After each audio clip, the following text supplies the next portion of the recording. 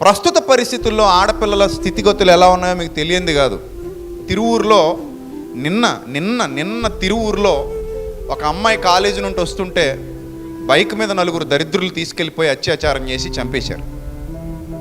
ప్రస్తుతానికి ట్రెండింగ్లో ఉన్నటువంటి న్యూస్ మీ అందరికీ తెలుసు. పశ్చిమ బెంగాల్లో ఒక ట్రైనీ డాక్టర్ని అత్యంత కిరాతకంగా, కలకత్తాలో అత్యంత కిరాతకంగా, అత్యంత పాశవికంగా ఎవడో వాడు పోలీస్ ఇన్ఫార్మర్గా పనిచేస్తున్న ఒక పనికి మాలిన దరిద్రుడు. అసలు మరి పోలీసులు ఆ నీచుడిని ఎలాగా వాడిని ఇన్ఫార్మర్గా పెట్టుకున్నారో, వాడు స్టిక్కర్ కూడా వేసుకున్నాడు బైక్ మీద, police sticker, west Bengal police sticker వాడు అతికించుకొని నేనే పోలీసుని అన్నట్టుగా తిరుగుతూ డైరెక్ట్గా హాస్పిటల్లోకి వెళ్ళిపోవడం రావడం. ఆ అర్ధరాత్రి వేళ మరి అమ్మాయిని ఎంత పాశవికంగా, ఎంత కిరాతకంగా చెరిచి చంపేశారో మనకు తెలియంది కాదు. వాళ్ళ అమ్మ వచ్చి ఏడుస్తుంది. ఆ వీడియో చూస్తే గుండె పగిలిపోతే కన్నీరు మున్నీరైపోతుంది పాప మా తల్లి. 3 గంటలు బయట నిలబెట్టారండి. ఆ హాస్పిటల్ హెడ్ ఎవడైతే ఉన్నాడో వాడికి అసలు మంచి క్యారెక్టరే లేదు, మంచి సర్టిఫికెటే లేదు. అలాంటి చోట ఈ అమ్మాయిని జాయిన్ చేశారు. వాడు ముందు ఆత్మహత్య చేసుకుందని చెప్పి చిత్రీకరించే ప్రయత్నం చేశాడు. ఆత్మహత్యను చిత్రీకరించే ప్రయత్నం చేసి తర్వాత ఈ విషయం వచ్చేసరికి మెల్లిగా రిజైన్ చేసి వెళ్ళిపోయాడు. మళ్ళీ ఇప్పుడు ఆయన ఏదో గౌరవప్రదమైన పదవిలో, హోదాలో వెంటనే నిలబెట్టేశారు. అక్కడ ఉన్నటువంటి ఫుటేజెస్ అన్నీ కూడా నాశనం చేయడానికి అసలు జనాలే కోపగించి వచ్చేసి ఆ హాస్పిటల్ మీద పడిపోయారు.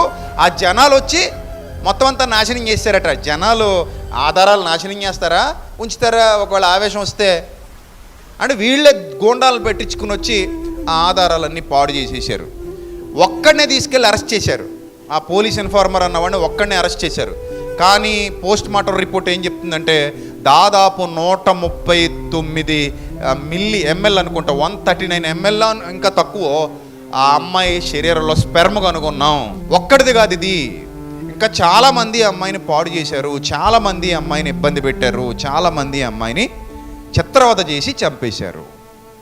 అంటే చూడండి, సమాజంలో మనం ఆడపిల్లని కన్నాం, ఆడపిల్లని చక్కగా అలంకరించుకున్నాం, ఆడపిల్లనే బంగారం అనుకుంటున్నాం, మనం ఫంక్షన్లు చేస్తున్నాం, హ్యాపీగా సమాజానికి చూపించుకుంటున్నాం, ఫేస్బుక్లో ఫోటోలు పెట్టుకుంటున్నాం, ఫ్రెండ్స్ అందరికీ ఆల్బములు చూపించుకుంటున్నాం. సరిపోదు. నేనేం చెప్తున్నానంటే ప్రస్తుత దుర్భర పరిస్థితుల్లో ఆడపిల్ల కనబడగానే ఏదో ఆడపిల్ల అంటే కోడిపిల్ల లెక్క మారిపోయింది. కోడిపిల్లలాగైతే పేక్ కోసుకుని వండుకుని తినేస్తున్నారో ఆడపిల్లలను కూడా అలాగే నాశనం చేసి చిదిమేస్తున్నారు. కోడిగుడ్లు చిదిమినట్టు చిదిమేస్తున్నారు. ఇలాంటి దుర్భర పరిస్థితులు సమాజంలో కనబడుతున్నాయి. మనం కాలేజీకి పంపిస్తున్నాం కదా, స్కూల్కి పంపిస్తున్నాం కదా, అంతా హ్యాపీ, స్కూల్కి వెళ్ళి వచ్చేస్తుంది హ్యాపీగా. స్కూల్కి వెళ్తున్నప్పుడు బస్సు డ్రైవర్ ఎలాంటి వాడో మనం జాగ్రత్తగా చూసుకోవాల్సి వస్తుంది. స్కూల్కి వెళ్తున్నప్పుడు ఆ బస్సులో ఉన్న క్లీనర్ ఎలాంటి వాడో జాగ్రత్తగా చూసుకోవాల్సి వస్తుంది.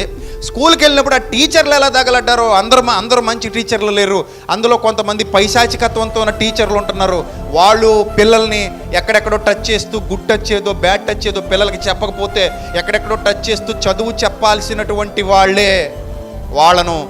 పట్ల అసభ్యంగా ప్రవర్తిస్తున్నటువంటి టీచర్ల చరిత్రలు అక్కడక్కడ మనకు వెలుగులోకి వస్తున్నాయి. నేను అందరి గురించి చెప్పట్లేదు, కొందరు చీడ పురుగులు ఉన్నారని చెప్తున్నాను. అసలు ఎలాంటి వాళ్ళు, ఆ స్కూల్ పరిస్థితులు ఎలా ఉన్నాయి, ఎప్పటికప్పుడు తల్లిదండ్రులు చెక్ చేసుకుంటూ ఉండాలి.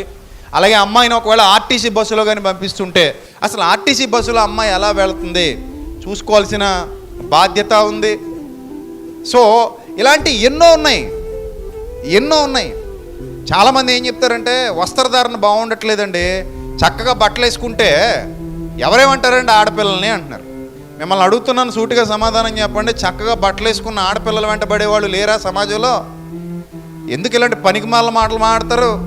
సరే, చక్కగా బట్టలు వేసుకోలేదు, చిరిగిపోయిన జీన్ ప్యాంట్లు, చిరిగిపోయిన మిడ్డీలు, చిరిగిపోయిన జాకెట్లు లేదా టైట్ ఫిట్ బట్టలు వేసుకుని తిరుగుతున్నారు అనుకుందాం. ఒకవేళ అలా తిరిగితే వీళ్ళ కామం కళ్ళు మూసిపోతారా వీళ్ళు? సరే, వాళ్ళను వదిలేస్తే మరి పసిపిల్లలు ఏం బట్టలు వేసుకున్నారని వాళ్ళ మీద పడ్డారు వెళ్ళి కామందులు, కుక్కలు. మీరు ఆలోచించండి, పసిపిల్లలు ఏం బట్టలు వేసుకున్నారని, ఎలాంటి బట్టలు వేసుకుని వాళ్ళని ఆకర్షించారని, వాళ్ళని రెచ్చగొట్టారని వాళ్ళ మీద పడ్డారు. సమాజంలో పోర్ణ సంస్కృతి పెరిగిపోయిన తర్వాత ప్రతి పనికి మాలిన వెధవ ఫోన్లో కూడా ఇలాంటి చెత్తంతా పెట్టుకొని రోజు అవి చూస్తూ కళ్ళ ముందు కనబడిన ప్రతి ఆడబిడ్డ మీద పడిపోవటానికి ఇలాంటి దరిద్రపు విధానాలు కారణం కాదా? ఆలోచించాలి. ఏవి అలాంటి చట్టాలు చేశారు? నిర్భయ ఘటన దగ్గర నుంచి ఈ రేపులు ఏమైనా మనకు కొత్తగా జరుగుతున్నాయా? వందల రేపులు, రోజుకొకటి ప్రతిరోజు మీడియాలో ఏదో ఒకటి చూపిస్తానే ఉన్నారు. మీడియా కూడా ఆ విషయం వచ్చినప్పుడు దాని గురించి చక్కగా హైలైట్ చేసి ఇలా జరిగింది అలా జరిగిందని వాళ్ళంతా చూపించేసి తర్వాత మర్చిపోతారు, ఇంక దాని గురించి పట్టించుకోరు. అంతే. కొన్ని రోజులు ధర్నా చేస్తారు, కొన్నేమో బయటకు వస్తాయి, కొన్నేమో బయటికి రావు. ఇప్పుడు ధర్నా చేయాలన్నా కూడా మీడియాలో బాగా ఫోకస్ అవ్వాలి, బాగా ఫోకస్ అయితే తప్ప ఎవడో పట్టించుకోడు. అది కూడా జాతిని బట్టి, కులాన్ని బట్టి, మతాన్ని బట్టి వివక్ష కనబడుతుంది సమాజంలో. ఇలాంటి పరిస్థితుల్లో మన ఆడపిల్లలు పెరుగుతున్నారు. రోజుకి ఈ ఓటీటీ సంస్కృతి పెరిగిన తర్వాత ఓటీటీల్లో అడ్డు అదుపు లేకుండా విచ్చలవిడితనంతో, జుగుప్సాకరమైన మాటలతో, బూతు మాటలతో, అశ్లీల దృశ్యాలతో వస్తున్నటువంటి వీడియోల సంస్కృతి బాగా పెరిగిపోయిన తర్వాత వాటిని చూసి చిన్నపిల్లలు అలాగే తగలడుతున్నారు, పెద్దోళ్ళు అలాగే తగలడుతున్నారు. దీని మీద కంట్రోల్ లేదు, కంట్రోల్ చేసే ప్రభుత్వాలు లేవు. ఇది ప్రస్తుత పరిస్థితి. అవునా కాదా? నేను చెప్పేవి నిజాలా కాదా? మీరు మనసు పెట్టి ఆలోచన చేయండి. ప్రతోడు ఇలాగే తగలడుతున్నాడు కదా. ఇప్పుడు మన ఆడపిల్లలను సమాజంలోకి పంపించాలి. హాస్టల్ వేద్దామంటే వార్డెన్ ఎలా తగలడతాడో తెలియదు. హాస్టల్ వేస్తే అక్కడ ఉన్న పనులు ఎలా ఉంటారో తెలియదు, ఎవరితో లాలూచి అయిపోతారో తెలియదు. ఎన్ని కేసులు ఇప్పటికీ దిక్కు దివానం లేకుండా మగ్గుతున్నాయి కోర్టుల్లో. ఎన్ని కేసులు పోలీస్ స్టేషన్ వరకు వెళ్ళి అక్కడే లాలూచి అయిపోయి డబ్బులు పడేసి వెనక పంపించేసినవి ఉన్నాయి.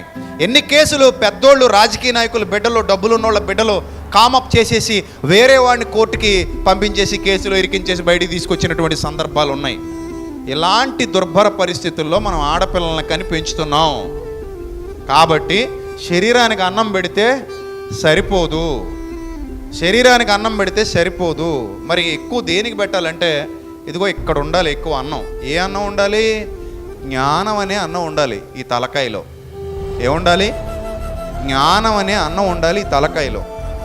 ఏ జ్ఞానం ఉండాలి? ఓన్లీ పుస్తకాలు చదువుకుంటే హోంవర్క్ చేసావా లేదా? పుస్తకాలు రాసావా లేదా? క్లాసు వర్క్ రాసావా లేదా? సరిగ్గా చదివి ర్యాంక్ తెచ్చేసుకో. ర్యాంక్ వస్తే తప్ప మీ అమ్మకే నాకు బతుకు ఉండదు, లేకపోతే చచ్చిపోతాం, మాకు ఊపిరి ఆడదు అని ర్యాంకుల కోసం పిల్లల్ని రెచ్చగొట్టి పంపించేయడం కాదు.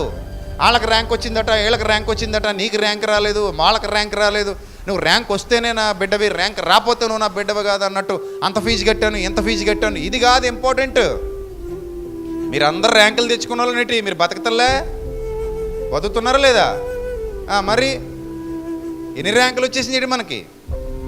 ర్యాంకులు కాదు బతకడానికి కావాల్సింది. సో ముఖ్యంగా మనం గమనించాల్సినటువంటి పాయింట్ ఏంటంటే ఈ బిడ్డల హృదయాలలో జ్ఞానాన్ని నాటాలి. ఏ జ్ఞానాన్ని నాటాలి? గుడ్ టచ్ అంటే ఏంటి? బ్యాడ్ టచ్ అంటే ఏంటి? మన చుట్టూతో ఉన్న వాతావరణంలో మామయ్యలు, చిన్నాన్నలు, బాబాయిలు, పనికి మాలిన ఎటకారాలు ఆడే సంస్కృతి కూడా ఉంటుంది మనకి. ఏదో మా మరదల పిల్లంటే ఒకడు వస్తాడు, లేకపోతే మా మేనగోళ్ళని ఇంకోటి వస్తాడు, ఇది ఇంకోటి వస్తాడు. వాళ్ళు నోటుకు వచ్చినట్టు ఎటకారాలు ఆడుతుంటారు, ఇష్టం వచ్చినట్టుగా ప్రవర్తిస్తుంటారు. అలాంటి పైశాచికపు ధోరణి కలిగిన వాళ్ళు కూడా ఉంటారు. నిన్ను ఎవరు ఎక్కడ ముట్టుకుంటున్నారో జాగ్రత్త. అలాంటివి ఏమైనా జరిగితే వచ్చి నాకు వెంటనే చెప్పు. సో పిల్లలకి మనం అవేర్నెస్ తీసుకురావాలి చిన్నతనం నుంచి కూడా. ఎవరైనా నిన్ను ఇబ్బంది పెడుతున్నా, ఎవరైనా నీ వెంటబడుతున్నా, ఎవరైనా నిన్ను ఏడిపిస్తున్నా, ఎవరైనా నేను బాధ పెడుతున్నా తీసుకురా. ఇప్పుడు బంధువులు, మిత్రులు అనగానే కొన్ని మనం దాచేసుకుంటాం. పెళ్ళి అవ్వాల్సిన పిల్ల కదండి ఎందుకులేండి అని.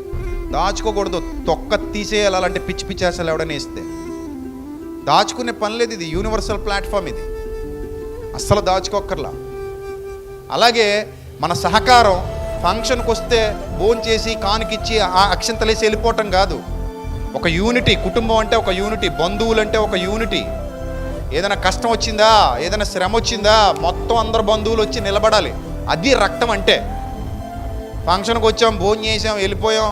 ఈ నాకంటే మంచిగా పెట్టాడులే భోజనాలు, ఈ నాకంటే ఎక్కువ పెట్టేసాడురా బాబు భోజనాలు. ఈ దరిద్ర కొట్టి కంపారిజన్లు కాదు.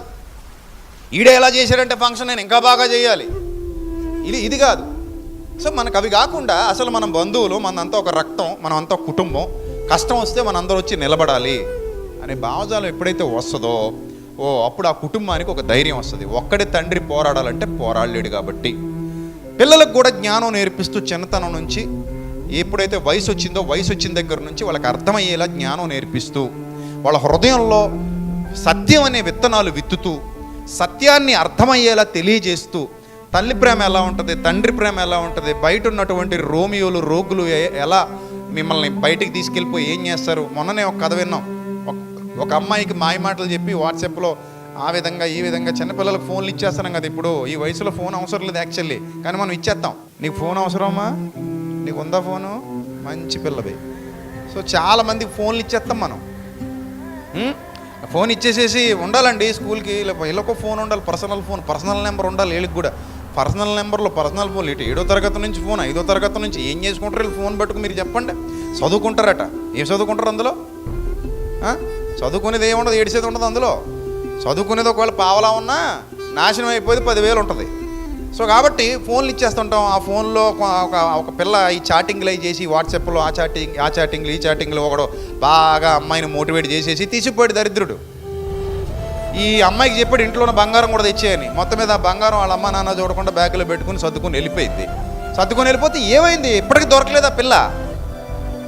పిచ్చోళ్ళ తిరుగుతున్నారు వాళ్ళ అమ్మ నాన్న, ఎప్పుడు దొరకలేదు, దొరుకుద్దన్న నమ్మకం కూడా లేదు.